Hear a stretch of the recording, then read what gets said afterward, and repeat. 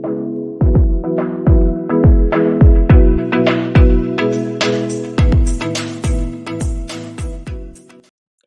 दोस्तों, नमस्कार। आपका अपने यूट्यूब चैनल कॉम्प्लेक्स क्लासेस में आप सभी लोगों का स्वागत है। तो इसमें जो है हम लोग यूपी डीएलएड सेकंड सेमेस्टर 2025 का जितना भी जो है आज तक जो है 2016 से लेकर 2023 तक जितने भी प्रश्न बने हुए हैं सभी को जो है हम लोग संपूर्ण बहुविकल्पीय प्रश्न को जो है इस वीडियो में देखने वाले हैं। ठीक है, एक वीडियो में किस प्रकार से जो है पूरा कंप्लीट आप सभी लोगों को बहुविकल्पीय प्रश्न जो है प्राप्त हो जाए एक जगह पे। यहाँ पे हमारा ये कोशिश है कि ये प्रीवियस ईयर क्वेश्चन मैराथन जो है हम लोग कर रहे हैं। सॉरी। तो हमारा जो टारगेट है ये 50 में से जो है 50 किस प्रकार से लाया जाए। अभी तक हम लोग जो है राजन सीरीज को कर रहे थे जो कि बिल्कुल समाप्त हो गया है। ठीक है।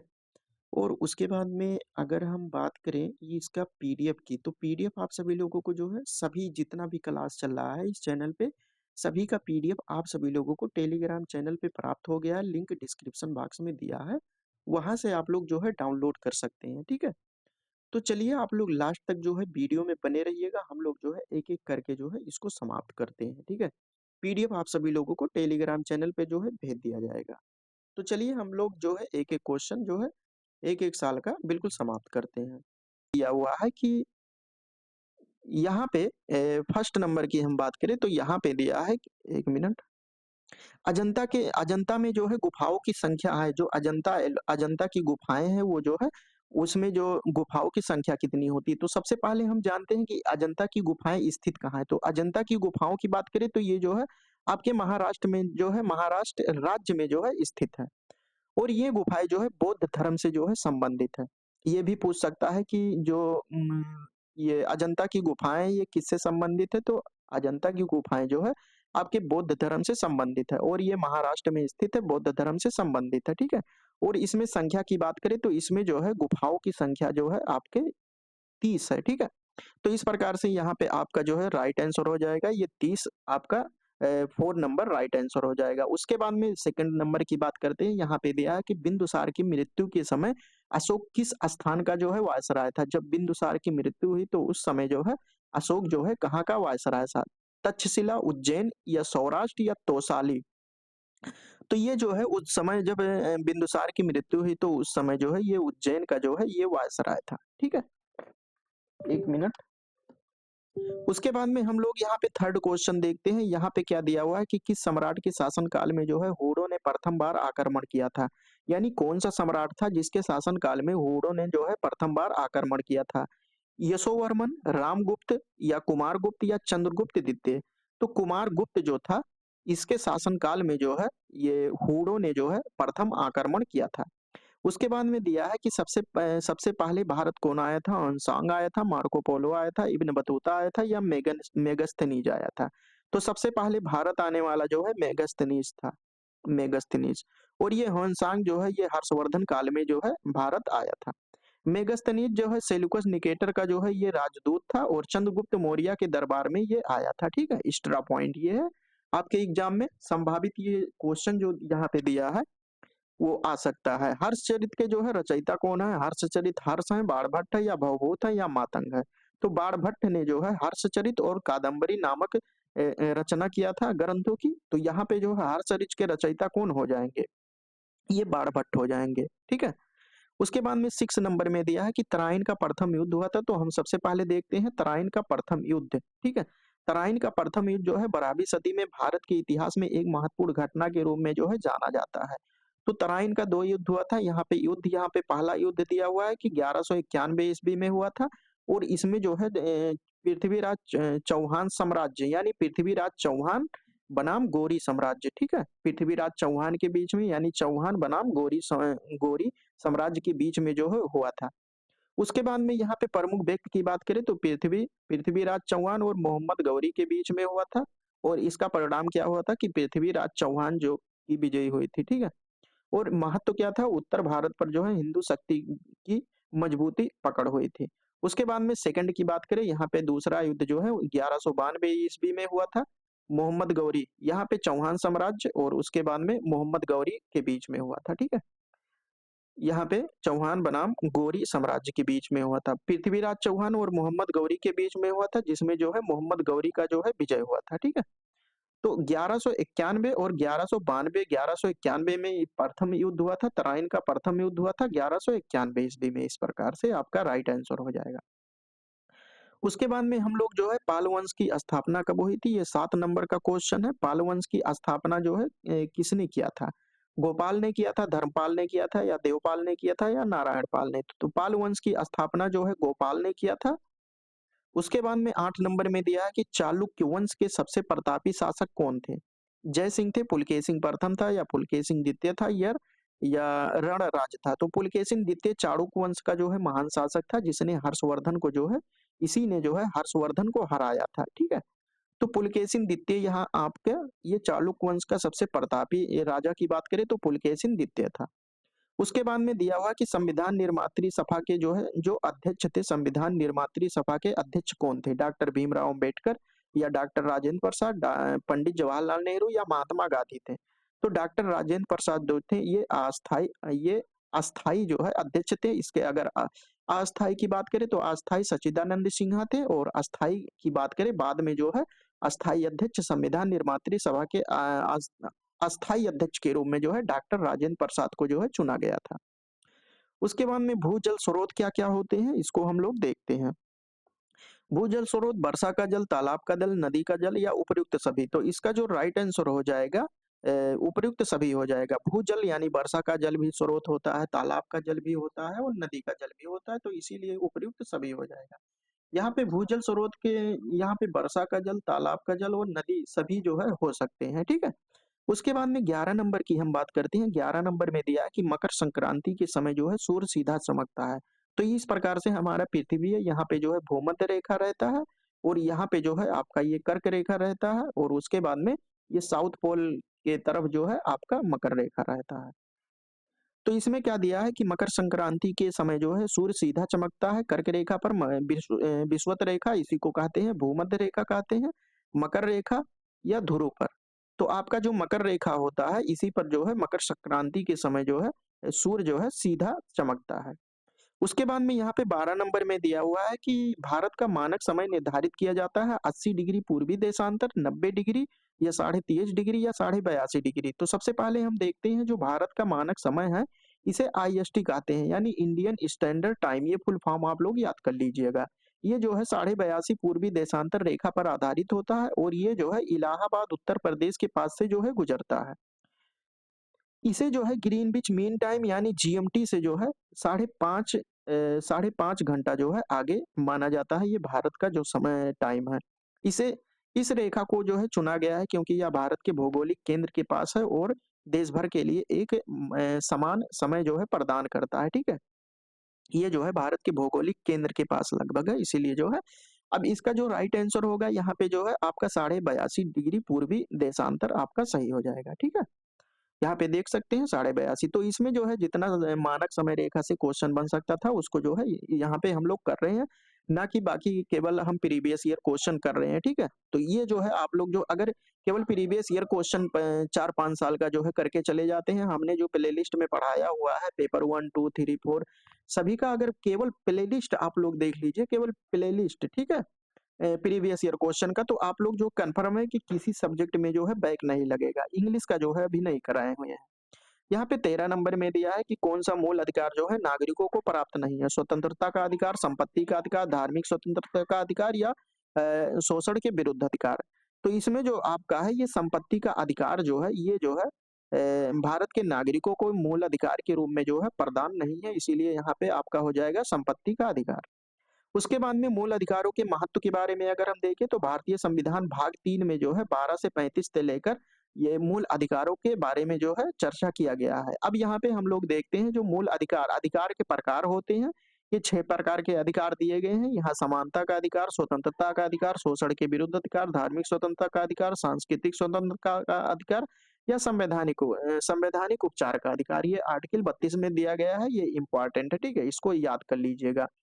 उसके बाद में समानता का अधिकार आर्टिकल नंबर 14 से 18 और 19 से 22 ये स्वतंत्रता का अधिकार, शोषण के विरुद्ध अधिकार 30 से 24, धार्मिक स्वतंत्रता का अधिकार 25 से 28 या संस्कृति या शिक्षा का अधिकार 29 से 30। तो ये जो है बहुत ही इम्पोर्टेंट है, इसको जो है आप लोग याद कर लीजिएगा, ठीक है? पूछा जा सकता है, यानी मूल अधिकार पूछ सकता है कि कितने प्रकार के हैं, तो 6 प्रकार के। इसकी विशेषताओं की बारे में बात करें तो ये अधिकार जो है न्यायोचित है, ठीक है?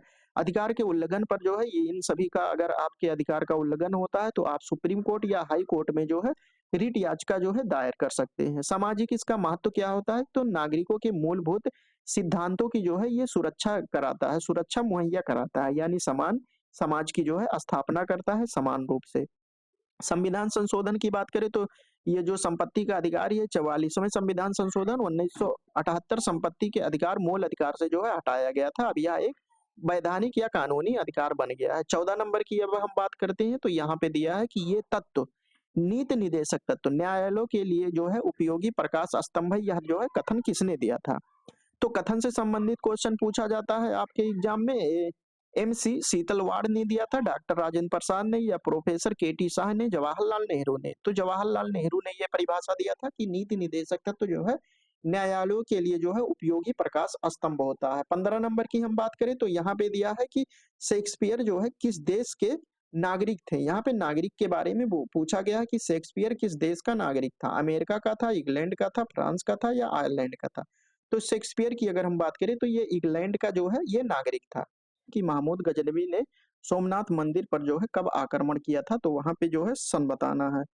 1021 में, 1022 या 1023, 1922 या 1025 में। तो ये जो सोमनाथ पर आक्रमण किया था ये 1025-26 में आक्रमण किया था। उसके बाद में यहाँ पे दिया है कि तराइन के मैदान में मोहम्मद गौरी का जो है किस राजा के साथ जो है युद्ध हुआ था। जो मोहम्मद गौरी है, ये तराइन का जो युद्ध हुआ था ये किस राजा के साथ हुआ था? जयपाल के जयचंद या आनंदपाल या पृथ्वीराज चौहान के साथ? तो ये जो है पृथ्वीराज चौहान के साथ इसका तराइन का जो तराइन के मैदान में जो युद्ध हुआ था मोहम्मद गौरी का, ये पृथ्वीराज चौहान के साथ जो है युद्ध हुआ था। उसके बाद में तीसरे नंबर की हम बात करते हैं। यहाँ पे दिया है कि गुलाम वंश का जो है प्रथम सुल्तान कौन था? इल्तुतमिश था, गयासुद्दीन बलबन था, या कुतुबुद्दीन ऐबक था, या रजिया सुल्तान थी, ठीक है? तो रजिया सुल्तान एकमात्र महिला जो है शासक थी दिल्ली सल्तनत की। तो यहाँ पे इसका गुलाम वंश का जो है प्रथम शासक की अगर बात करें तो ये कुतुबुद्दीन ऐबक था, ठीक है? गुलाम वंश का प्रथम शासक। गयासुद्दीन बलबन जो है दिल्ली का जो है शासक बना था, यानी कितने सन में दिल्ली का ये शासक बना था? 1206 में, 1210, 1211 या 1266 में। तो ये दिल्ली पर जो है ये शासन किया था गयासुद्दीन बलबन जो है 1266 से। उसके बाद में यहाँ पे दिया है कि राष्ट्रीय महिला शिक्षा समिति 1958 के जो है अध्यक्ष कौन थे? तो यहाँ पे हंसा मेहता, दुर्गाबाई देशमुख या सुचेता कृपलानी, आचार्य राममूर्ति। तो इसका जो राइट आंसर होगा दुर्गाबाई जो है देशमुख, इसका राइट आंसर होगा, ठीक है? उसके बाद में यहाँ पे 6 नंबर में दिया है कि ब्रेल लिपि द्वारा जो है शिक्षा प्रदान की जाती है। जो ब्रेल लिपि होता है गूंगों को या बहरों को, अंधों को, या इनमें से कोई नहीं। तो इसका जो राइट आंसर होगा ये अंधों को जो है यहाँ पे आपका सही आंसर हो जाएगा। ब्रेल लिपि के द्वारा अंधों इस प्रकार से जो है यहाँ पे डॉट डॉट बिंदी बना रहता है, ठीक है? उसके बाद में हम बात करते हैं यहाँ 7 नंबर में। 7 नंबर में क्या दिया हुआ है कि उत्तर प्रदेश में जिला प्राथमिक शिक्षा का कार्यक्रम प्रारंभ की गई थी। तो इसलिए हम इतना फास्ट कर रहे हैं क्योंकि जो है आप लोगों का समय बचे, क्योंकि प्रीवियस ईयर करते हैं। और इसके पहले अगर बात करें तो राजन सीरीज में हम लोग बिल्कुल विस्तार से ऑब्जेक्टिव क्वेश्चन, लघु उत्तरीय और अति लघु उत्तरीय प्रश्न हम लोग कर चुके हैं जो राजन सीरीज में दिया है, और उसके अलावा भी एक्स्ट्रा पॉइंट भी हम लोगों का राजन सीरीज बिल्कुल कंप्लीट हो चुका है, ठीक है? तो उत्तर प्रदेश में जिला प्राथमिक शिक्षा का कार्यक्रम जो है कब प्रारंभ किया गया था? 1965 में, 1997 में, 1990 या 2000 में? तो ये जो 1997-98 में जो है ये उत्तर प्रदेश में जिला प्राथमिक शिक्षा कार्यक्रम का जो है प्रारंभ किया गया था। उसके बाद में 8 नंबर में दिया है कि शिक्षा में अपव्यय तथा अवरोधन का अपना सुझाव दिया था, यानी किसने दिया था? कौन सी कमेटी थी? कौन सा आयोग था, ठीक है? तो हाटोग समिति थी या कोठारी समिति थी, राधा कृष्णम आयोग या बुड के घोषणा पत्र। तो ये जो है कोठारी आयोग ने जो है अपव्यय और अवरोधन ये शब्द जो है दिया था, यानी सुझाव दिया था। उसके बाद में 9 नंबर की बात करें, यहाँ पे दिया है कि राष्ट्रीय शैक्षिक अनुसंधान एवं प्रशिक्षण परिषद का मुख्यालय कहाँ पर है? भुवनेश्वर में है, नई दिल्ली में है, या कलकत्ता में है, या मद्रास में है? तो इसका जो राइट आंसर हो जाएगा ये नई दिल्ली में स्थित है, यानी राष्ट्रीय शैक्षिक अनुसंधान एवं प्रशिक्षण परिषद। उसके बाद में यहाँ पे 10 नंबर में दिया है कि बेसिक शिक्षा अधिनियम जो है कब पारित हुआ था? जो बेसिक शिक्षा अधिनियम है ये कब पारित हुआ था? 1972 में, 45 में, 85 में या 80 में? तो बेसिक शिक्षा कार्यक्रम जो है बेसिक शिक्षा अधिनियम ये पारित आपका हुआ था 1945 में पारित हुआ था। उसके बाद में यहाँ पे 11 नंबर की बात करते हैं शिक्षकों हेतु राष्ट्रीय पुरस्कार का जो है प्रारंभ 1958, 80, 2001 या 1985 में कब किया गया था, ठीक है? तो इसका जो राइट आंसर होगा ये 1958 में इसका जो है राष्ट्रीय शिक्षकों हेतु जो राष्ट्रीय पुरस्कार होता है, नेशनल अवार्ड होता है, ये 1958 में जो है शुरू किया गया था। 12 नंबर में क्या दिया है कि बच्चों के लिए निःशुल्क एवं अनिवार्य शिक्षा का प्रावधान संविधान की जिस धारा में जो है किया गया था, यह कौन-सी धारा है? धारा 25, धारा 23, धारा 45 या धारा 35? तो इसका जो राइट आंसर होगा ये धारा 45 में जो है किया गया था, ठीक है? बच्चों के लिए निःशुल्क और अनिवार्य शिक्षा जो धारा में किया गया है ये धारा 45 है। 13 नंबर में दिया है कि वैदिक कालीन शिक्षा जो है संबंधित है। वैदिक कालीन शिक्षा जो है किससे संबंधित है? तो यहाँ पे है रामायण से, वेदों से या कुरान से या बाइबिल से। तो ये मुस्लिम से संबंधित हो जाएगा रामायण और ये हिंदू से संबंधित हो जाएगा। तो वैदिक कालीन शिक्षा की अगर हम बात करें तो ये वेदों से संबंधित होता है। 14 नंबर में दिया है कि किंडरगार्टन प्रणाली के जन्मदाता जो कहे के जाते हैं फ्रोवेल को कहे जाते हैं या मॉन्टेसरी, रूसो या हर्बर्ट। तो इसका जो राइट आंसर होगा ये फ्रोवेल को जो है किंडरगार्टन प्रणाली के जन्मदाता के रूप में माना जाता है। पांडिचेरी में जो है किस महान शिक्षा शास्त्री ने जो है आश्रम स्थापित किया था? महात्मा गांधी ने, स्वामी विवेकानंद ने या आचार्य विनोबा भावे ने, श्री अरविंद घोष ने। तो इसका जो राइट आंसर होगा ये अरविंद घोष ने जो है पांडिचेरी में जो है महान ये शिक्षा शास्त्री माने जाते हैं। इन्होंने आश्रम की स्थापना की थी। यहाँ पे दिया है कि गुप्त संवत का जो है प्रारंभ किया था, यानी किसने किया था? कौन से शासक ने किया था? चंद्रगुप्त प्रथम ने किया था या चंद्रगुप्त मौर्य ने किया था, चंद्रगुप्त विक्रमादित्य ने किया था या समुद्रगुप्त ने किया था? तो गुप्त संवत का जो है गुप्त संवत जो है कब इसने प्रारंभ किया था ये सन जो है आप लोग कमेंट बॉक्स में जो है बताइए, हम देखते हैं कितना आप लोगों को याद है, ठीक है? इसको हम लोग राजन सीरीज में बिल्कुल विस्तार से कर चुके हैं, जो राजन सीरीज में दिया है वो भी और उसके अलावा भी हम लोग एक्स्ट्रा पॉइंट बिल्कुल जो है कर चुके हैं बिल्कुल विस्तार से। तो गुप्त संवत का प्रारंभ की अगर हम बात करें ये चंद्रगुप्त प्रथम ने किया था। उसके बाद में सेकंड यहाँ पे दिया है कलिंग युद्ध के बाद जो है अशोक ने घोषणा की थी मेरी घोष की, धर्म घोष की या मेरी घोष तथा धर्म घोष दोनों की या इनमें से कोई नहीं। तो यहाँ पे अगर हम बात करें तो मेरी घोष तथा धर्म घोष की जो है दोनों की जो है घोषणा की थी। अब मेरी घोष और धर्म घोष क्या होता है इनके बारे में हम लोग विस्तार से जो है अध्ययन कर चुके हैं। तीसरा नंबर दिया है कि अधोलिखित में कौन गुप्तकालीन स्वर्ण मुद्रा है? इनमें से जो है कौन-सा गुप्तकालीन जो है स्वर्ण मुद्रा है? कौड़ी हो गया, दीनार हो गया या निष्क हो गया या पर्ण हो गया? तो इसमें जो निष्क होता था ये गुप्तकालीन का जो है स्वर्ण मुद्रा के रूप में माना जाता था। उसके बाद में हम देखते हैं तराइन का प्रथम युद्ध हुआ था, यानी तराइन के प्रथम युद्ध यानी 3 जो युद्ध हुए थे तीनों, उसके बारे में हम लोग जो है तराइन का प्रथम युद्ध, तराइन का द्वितीय युद्ध, सभी युद्ध के बारे में हम लोग जो है चर्चा कर चुके हैं राजन सीरीज में। अगर नहीं देखे तो आप लोग जाके देख सकते हैं, यहाँ पे हम लोग थोड़ा फास्ट में करने वाले हैं, ठीक है? क्योंकि ये प्रीवियस ईयर क्वेश्चन है, यहाँ पे एक्स्ट्रा भी पॉइंट मिलेगा कहीं-कहीं किसी-किसी क्वेश्चन में। तराइन का प्रथम युद्ध के बारे में बात करें तो महमूद गजनवी और पृथ्वीराज चौहान के मध्य, मोहम्मद बिन कासिम और पृथ्वीराज चौहान के मध्य, मोहम्मद गौरी या पृथ्वीराज चौहान के मध्य या इनमें से कोई नहीं।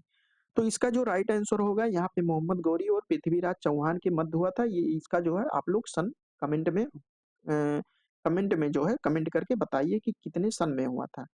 5 नंबर में दिया है कि दिलवाड़ा का जो है जैन मंदिर कहाँ पर स्थित है? मध्य प्रदेश में, राजस्थान में, उत्तर प्रदेश में या गुजरात में? तो ये आपका जो दिलवाड़ा का जैन मंदिर है, ये आपका जो है ये कहाँ पर स्थित है? ये आपका राजस्थान में स्थित है। उसके बाद में हम 6 नंबर की बात करते हैं। यहाँ पे दिया है कि पल्लवों के प्रसिद्ध रथ मंदिर किस स्थान पर निर्मित है? जो पल्लवों का रथ मंदिर है वो किस स्थान पर निर्मित है? कांची में या बंगी में, महाबलीपुरम में या तंजौर में? तो इसका राइट आंसर होगा महाबलीपुरम में जो है पल्लवों का जो है प्रसिद्ध रथ मंदिर स्थित देखने को मिलेगा। गीत गोविंद के रचयिता कौन है? ये इंपॉर्टेंट क्वेश्चन है, रिपीटेड 2016 में भी आया है, 17 में भी आया है और ये आपका 19 का पेपर है इसमें भी आया है, ठीक है? तो गीत गोविंद के रचयिता कौन है? जयदेव, जायसी, अमीर खुसरो या उपरोक्त में से कोई नहीं? तो इसके जो है गीत गोविंद के रचयिता की अगर हम बात करें तो ये जयदेव ने गीत गोविंद रचना किया है। उसके बाद में 8 नंबर की हम बात करते हैं, यहाँ पे दिया है कि कृष्ण देवराज के दरबार में जो है अष्टदिग्गज थे। 8 मंत्री थे या 8 तेलुगु कवि थे, 8 महान सेनापति थे या 8 परामर्शदात्री थे। तो 8 तेलुगु कवि को जो है अष्टदिग्गज कहा जाता था कृष्ण देवराय के दरबार में, ठीक है? 9 नंबर की हम बात करते हैं, यहाँ पे क्या दिया हुआ है कि मानसूनी पवन कहलाती है, नियतवाही पवन, मौसमी पवन, स्थलीय पवन, सागरीय पवन। तो इन सभी के बारे में हम लोग बात कर चुके हैं, मौसमी पवन क्या होती है, मानसूनी पवन क्या होती है, इन सभी के बारे में, ठीक है? तो जो मौसमी पवन होती है, उसी को मानसूनी पवन के नाम से जाना जाता है। उसके बाद में 10 नंबर की बात करते हैं, तो वायुमंडल में सबसे अधिक गैस की मात्रा कौन-सी होती है? सबसे अधिक गैस की मात्रा ऑक्सीजन, नाइट्रोजन, कार्बन या हाइड्रोजन। तो वायुमंडल में सबसे अधिक गैस की मात्रा जो है यहाँ पे नाइट्रोजन की होती है। ये कितना 78% होता है और 21% आपका ये ऑक्सीजन होता है, वायुमंडल में पाया जाता है। उसके बाद में हम 11 नंबर की बात करते हैं। 11 नंबर में क्या दिया हुआ है कि साढ़े 66 डिग्री से साढ़े 66 डिग्री से ध्रुवों के मध्य पाया जाने वाला जो है ताप कटिबंध कहलाता है। शीतोष्ण, शीत उष्ण या उस उपरोक्त में से कोई नहीं। तो इसका जो राइट आंसर होगा ये शीतोष्ण कटिबंध इसे कहते हैं, ठीक है? उसके बाद में 12 नंबर में है कि भारतीय संविधान में सूचियाँ हैं, जो सूचियाँ हैं संघ सूची, राज्य सूची, समवर्ती सूची। तो 3 प्रकार की भारतीय संविधान में सूचियाँ पाई जाती है, एक होता है केंद्र सूची, एक होता है राज्य सूची और एक होता है समवर्ती सूची। समवर्ती सूची, ठीक है? सभी के बारे में बात कर चुके हैं। केंद्र में क्या होता है, इसमें केंद्र जो है केंद्र कानून बनाता है, राज्य में जो है स्टेट कानून बनाता है और उसके बाद में समवर्ती सूची में इन दोनों का मिला-जुला रूप होता है, यानी केंद्र भी कानून बना सकता है और स्टेट भी कानून बना सकता है। इस प्रकार में भारतीय संविधान में सूचियों की संख्या बात करें तो 3 जो है 3 सूचियाँ होती हैं, कौन-कौन से? केंद्र सूची, राज्य सूची और समवर्ती सूची। 13 नंबर की हम बात करते हैं, संविधान सभा के प्रारूप समिति के जो है अध्यक्ष कौन थे? सरदार पटेल, डॉक्टर राजेंद्र प्रसाद या डॉक्टर भीमराव अंबेडकर या पंडित जवाहरलाल नेहरू। तो इसके जो अगर हम बात करें तो डॉक्टर भीमराव अंबेडकर जो है संविधान सभा के प्रारूप समिति के जो है अध्यक्ष थे। अब अस्थाई अध्यक्ष कौन थे? अस्थाई अध्यक्ष और अस्थाई अध्यक्ष संविधान सभा के। तो अस्थाई की बात करें तो सच्चिदानंद सिन्हा थे और उसके बाद में अस्थाई की बात करें तो डॉक्टर राजेंद्र प्रसाद थे और ये जो है ये आपके बिहार से संबंध रखते हैं, ठीक है? ये राष्ट्रपति भी थे, राष्ट्रपति। उसके बाद में हम जो है 14 नंबर की बात करते हैं, यहाँ पे दिया कि अर्थव्यवस्था में पूंजी का बाजार कौन बनाता है? उपभोक्ता, शेयर, स्टॉक एक्सचेंज या बैंक? तो इसका जो राइट आंसर होगा स्टॉक एक्सचेंज, ये जो है अर्थव्यवस्था में पूंजी का बाजार बनाता है। 15 नंबर की बात करते हैं, मूल्य मापन का जो है कार्य मुद्रा क्या होती है? जो मूल्य का मापन किया जाता है उसकी कार्य मुद्रा क्या होती है? सहायक कार्य होता है या अन्य कार्य है या प्रमुख कार्य है या आकस्मिक कार्य है? तो इसका जो राइट आंसर हो जाएगा या प्रमुख कार्य होता है या तराइन का प्रथम युद्ध कब हुआ था? तो यही क्वेश्चन जो है ये रिपीटेड क्वेश्चन है, ये 2019 या 17 में ये क्वेश्चन जो है आपके एग्जाम में ऑब्जेक्टिव में आया हुआ था। तो वहाँ पे हमने बताया था कि तराइन का प्रथम युद्ध और द्वितीय युद्ध कब हुआ था, इन सभी के बारे में जो है डिटेल से अध्ययन किए थे कि इनके बीच में हुआ था। तो आप लोग पहले का नहीं देखे हैं प्रीवियस ईयर तो जो है उसको देख लीजिए। तो यहाँ पे जो है दिया है कि तराइन का जो है प्रथम युद्ध कब हुआ था? 1191 में, 1197, 1192 या 1194 में। तो तराइन का प्रथम युद्ध जो है 1191 ईस्वी में हुआ था। उसके बाद में सेकंड यहाँ पे दिया है कि गुलाम वंश का प्रथम सुल्तान कौन था? जो गुलाम वंश है इसका जो है प्रथम सुल्तान कौन था? तो यहाँ पे ऑप्शन दिया है इल्तुतमिश था, बलबन था, कुतुबुद्दीन ऐबक था या रजिया सुल्तान थे। तो इसका जो राइट आंसर होगा ये कुतुबुद्दीन ऐबक जो था ये गुलाम वंश का जो है ये प्रथम सुल्तान था। उसके बाद में थर्ड नंबर की बात करें तो यहाँ पे दिया है कि विश्व की सबसे लंबी नदी कौन सी है? राइन नदी है या मिसिसिपी है, नील नदी है या स्वांगहो नदी है?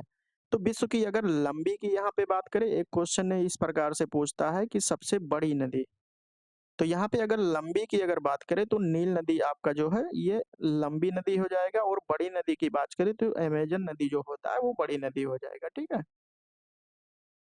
उसके बाद में यहाँ पे दिया है 4 नंबर में कि सक्रिय ज्वालामुखी का उदाहरण क्या है? पोपा या विसुवियस या फ्यूजियामा या स्ट्राम्बोली। तो यहाँ पे जो स्ट्राम्बोली है ये जो है ये सक्रिय ज्वालामुखी है। 5 नंबर की हम बात करते हैं, समानता का अधिकार किस अनुच्छेद में वर्णित है? जो समानता का अधिकार है भारत के संविधान में, वो किस अनुच्छेद में वर्णित है? 19 से 22, 14 से 18, 6 से 12 या 16 से 18? तो ये जो है समानता का अधिकार जो है 14 से 18 तक जो है, इन सभी यानी 14, 15, 16, 17, 18 यानी 5 आर्टिकल में जो है समानता का अधिकार जो है आपको देखने को मिलेगा। उसके बाद में यहाँ पे 6 नंबर में दिया है कि अजमेर में किस सूफी संत की दरगाह है? जो अजमेर है इसमें जो है किस सूफी संत की जो है दरगाह है? ख्वाजा निजामुद्दीन औलिया या ख्वाजा मोइनुद्दीन चिश्ती, कुतुबुद्दीन बख्तियार काकी या ख्वाजा सलीम चिश्ती?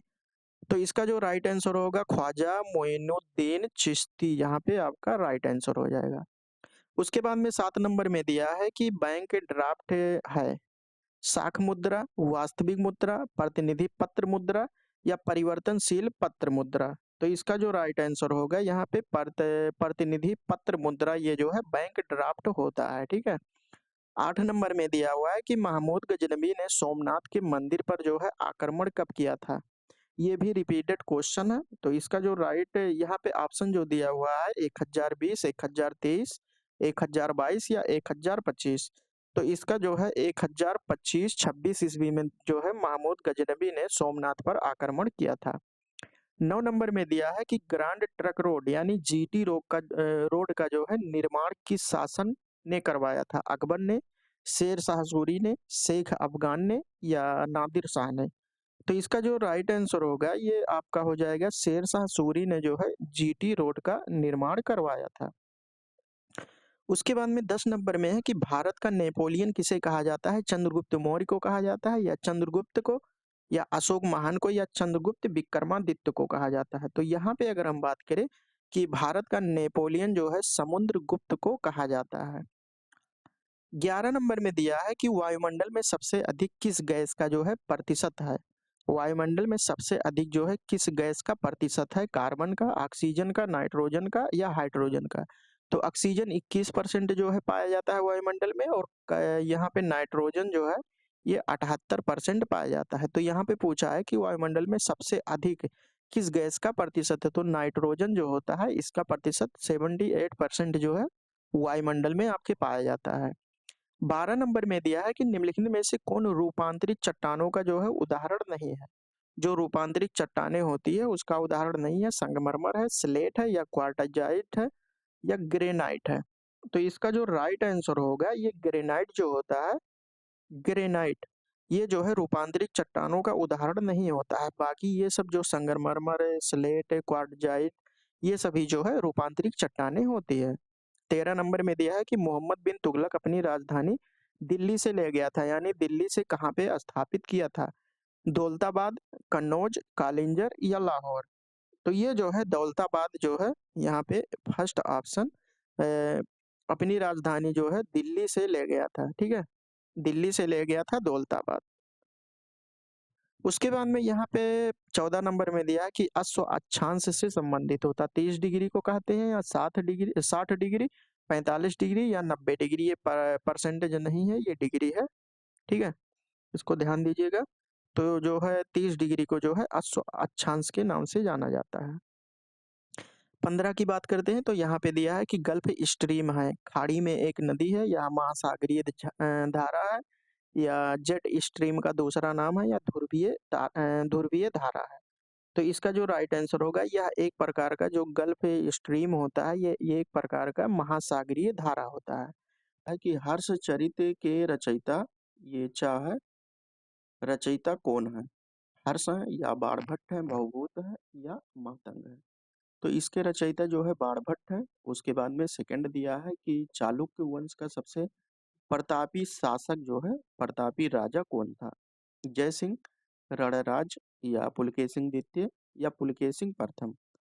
तो पुलकेशिन द्वितीय जो था ये सबसे जो है प्रतापी राजा के नाम से जाना जाता है। उसके बाद में यहाँ पे जो है तीसरा नंबर दिया है कि बी आकार की घाटी नदी के किस मार्ग में जो है बनती है? ऊपरी मार्ग में, मध्य मार्ग में, निचले मार्ग में या नदी के मुहाने में? तो ये जो है नदी के ऊपरी मार्ग में जो है बनती है।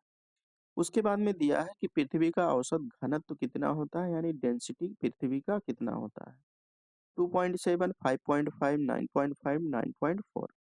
तो पृथ्वी के घनत्व के बारे में बात करें, डेंसिटी के बारे में, तो ये आपका होता है 5.5।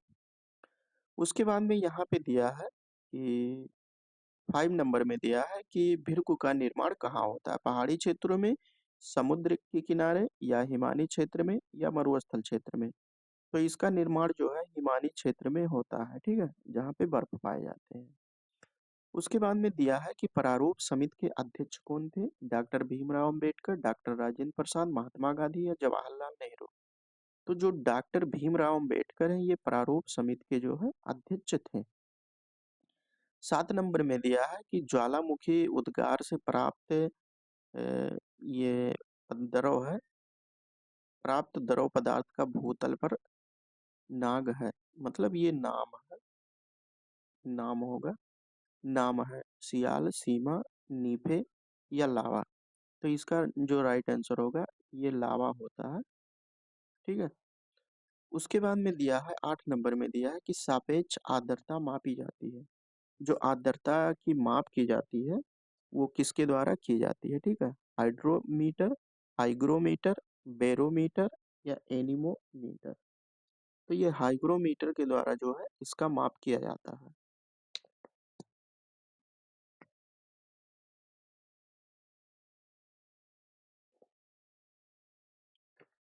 उसके बाद में यहाँ पे नेक्स्ट क्वेश्चन दिया है कि सर्वाधिक लवणता वाला सागर होता है, कौन सा सागर में सबसे अधिक लवणता पाई जाती है, कैस्पियन सागर हो गया, लाल सागर हो गया, मृत सागर, या भूमध्य सागर। तो ये आपका जो मृत सागर होता है, मृत सागर में 33.7% जो है ये लवणता इसमें पाई जाती है। 10 नंबर में दिया है कि धन्वंतरी किस काल के जो है महान वैद्य थे, मौर्य काल के, गुप्त काल के, महाजनपद काल के, या राजपूत काल के। तो ये जो धन्वंतरी है, भारतीय धन्वंतरी को जो है भारतीय चिकित्सा विज्ञान के जनक के रूप में जो है इनको जाना जाता है, ठीक है, जनक के रूप में जाना जाता है, भारतीय चिकित्सा विज्ञान चिकित्सा विज्ञान के जनक के रूप में जाना जाता है। तो इसका राइट आंसर होगा ये गुप्त काल से जो है संबंधित है। उसके बाद में दिया है कि अलाउद्दीन खिलजी ने जो है कितने वर्ष जो है शासन किया था, 10 वर्ष, 15 वर्ष, या 20 वर्ष, या 5 वर्ष। तो ये जो शासन किया था ये 20 वर्ष जो है अलाउद्दीन खिलजी जो है शासन किया था। उसके बाद में 12 नंबर में दिया है कि मत्स्य विलास प्राशन नामक पुस्तक के जो है लेखक कौन है, लेखक कौन है, महेंद्र वर्मन, पुलकेशिन द्वितीय, या नरसिंह वर्मन, या राजराज प्रथम। तो इसका राइट आंसर होगा महेंद्र वर्मन जो है, ये इसका राइट आंसर हो जाएगा। यहाँ पे 13 नंबर में दिया है कि जौहर प्रथा का प्रचलन था मौर्य काल में, गुप्त काल में, महाजनपद काल में, या राजपूत काल में। तो ये जो जौहर का प्रचलन है ये आपके जो है राजपूत काल में जो है देखने को मिलता है। उसके बाद में 14 नंबर में दिया है कि वह बजट जिसमें आय और व्यय, इसमें जो है आय और व्यय बराबर होता है उसको किस प्रकार का बजट कहते हैं, जीरो आधारित बजट, या संतुलित बजट, घाटे का बजट, या बवत बजट कहते हैं, ठीक है। तो इसका जो राइट आंसर होगा ये आपका हो जाएगा, इसको जो है जहाँ पे आय और व्यय जो है बराबर होता है, इक्वल होता है, उसको हम लोग संतुलित बजट के नाम से जानते हैं। उसके बाद में दिया है कि भारतीय कृषि में निम्न उत्पादकता का कारण, जो भारतीय कृषि में निम्न उत्पादकता होती है इसका जो है कारण क्या होता है, पिछड़ी तकनीक होती है, या जोत का छोटा आकार, शाक का प्रभाव, या उपरोक्त सभी। तो इसका राइट आंसर हो जाएगा उपरोक्त सभी, ठीक है कि 42वां संविधान संशोधन किया गया था 1972 में, 76 में, 80 में, या 1978 में। तो ये 42वां संविधान संशोधन जो है 1976 में ये 42वां संविधान संशोधन किया गया था। उसके बाद में सेकंड नंबर में दिया है कि न्याय पंचायत का कार्यकाल जो है कितने वर्ष का होता है, 5 वर्ष, 4 वर्ष, 3 वर्ष, या 6 वर्ष। तो न्याय पंचायत की अगर कार्यकाल की इनकी बात करें तो ये जो है ये 5 वर्ष का जो है इनका कार्यकाल होता है। उसके बाद में 3 नंबर की हम बात करते हैं, तो यहाँ पे जो है करंट अफेयर से जो है क्वेश्चन उठा दिया है, क्योंकि यहाँ पे लिखा है कि वर्तमान के परिप्रेक्ष्य की बात करें तो ये 2023 में क्वेश्चन आया था। अब 2023 में क्वेश्चन आया था तो उस समय जो है कोई दूसरा था। अब यहाँ पे 2025 में आपका पेपर होने वाला है, तो इस समय जो है वर्तमान में कौन रहेंगे? सीएजी। तो वर्तमान की बात करें तो श्री के संजय मूर्ति जो है ये सीएजी हैं वर्तमान के, ठीक है? तो इस प्रकार से यहाँ पे जो है ऑप्शन ही सही हो जाएगा।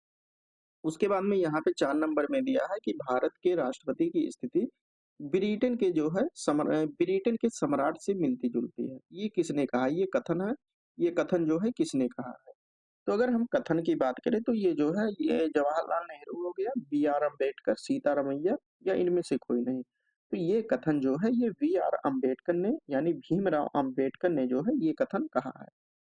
उसके बाद में इसके आगे हम बात करते हैं, 5 नंबर में दिया है कि सामंतवाद का पतन जो है किस सदी में हुआ था। तो सामंतवाद का पतन जो है किस सदी में हुआ था? 15वीं सदी में या 12वीं, 11वीं या 13वीं? तो 15वीं सदी में जो है सामंतवाद का जो है पतन हो गया था। उसके बाद में यहाँ पे 6 नंबर में दिया है कि सबसे अच्छा लोहा कौन-सा माना जाता है, ठीक है? सीडेराइट, लिमोनाइट, मैग्नेटाइट या हे हेसेटाइट। तो अगर हम बात करें सबसे अच्छा लोहा की, ठीक है? सबसे अच्छा जो लोहा होता है वो मैग्नेटाइट को जो है माना जाता है। उसके बाद में 7 नंबर में दिया है कि अकबर के 9 रत्नों में कौन नहीं शामिल था? यानी अकबर के जो 9 रत्न थे, 9 रत्न उसमें से कौन शामिल नहीं था, उसको बताना है। अबुल फजल हो गया, तानसेन, रैदास या फैजी। तो अगर इसमें हम बात करें रैदास की, तो रैदास जो है अकबर के 9 रत्नों में ये शामिल नहीं थे। इसके अलावा अबुल फजल, तानसेन और फैजी ये सभी जो है शामिल थे। 8 नंबर में दिया है कि अलाउद्दीन खिलजी ने किसकी हत्या कर जो है सत्ता प्राप्त किया था? कैकुबाद या जलालुद्दीन खिलजी, बलबन या इल्तुतमिश। तो इसका जो राइट आंसर होगा ये जलालुद्दीन खिलजी की जो है हत्या करके जो है अलाउद्दीन खिलजी ने जो सत्ता जो है प्राप्त किया था। जौहर प्रथा प्रचलन थी राजपूत काल में, सल्तनत काल में या मौर्य काल में या मुगल काल में? तो अगर हम बात करें जौहर प्रथा की, तो जौहर प्रथा जो है ये किस काल में जो है प्रचलित थी? तो ये राजपूत काल में जो है जौहर प्रथा और इसके साथ-साथ जो सती प्रथा है, सती प्रथा, इसको जो है देखने को मिलता है। उसके बाद में यहाँ पे 10 नंबर में दिया है कि मुद्रा का नियमन कौन करता है?